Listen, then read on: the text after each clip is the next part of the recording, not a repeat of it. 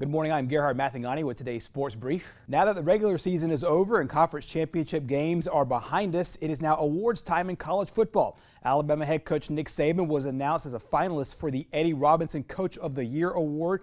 Saban has led the Tide to an 11-0 record and the top seed in the upcoming college football playoff.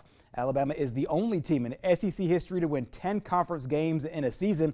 Other notable finalists includes Clemson head coach Dabo Swinney, Indiana's Tom Allen, Iowa State's Matt Campbell, Luke Fickell from Cincinnati, and Jamie Chadwell of Coastal Carolina. Meanwhile, Coach Saban is busy this week getting his team ready for the college football playoff.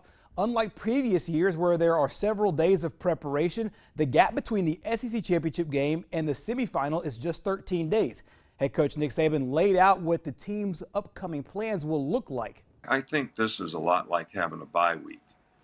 So that's not a routine that's abnormal for the players to understand.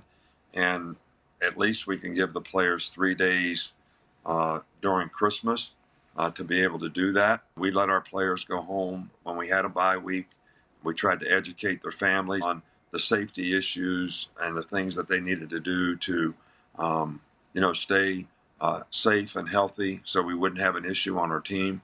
I don't have the heart to tell the players that they can't go home for Christmas, so we're going to try to do the same thing in that regard. And so we'll give them 3 days off for Christmas, practice a day or two before they go, and then have kind of a normal week when we come back. So that's the plan, and that's the way we'll try to implement it. The Tide and Notre Dame will meet in the college football semifinal game on New Year's Day. Staying in college football, Tennessee has announced that it will not play in the December 31st Liberty Bowl against West Virginia. The announcement comes after their latest series of COVID-19 testing. Head coach Jeremy Pruitt was among those that did test positive. The move also means the 2020 season is over and the Vols finished the year with a 3-7 record. And finally, the Auburn football family is in mourning following the death of former Tiger and NFL Hall of Famer Kevin Green.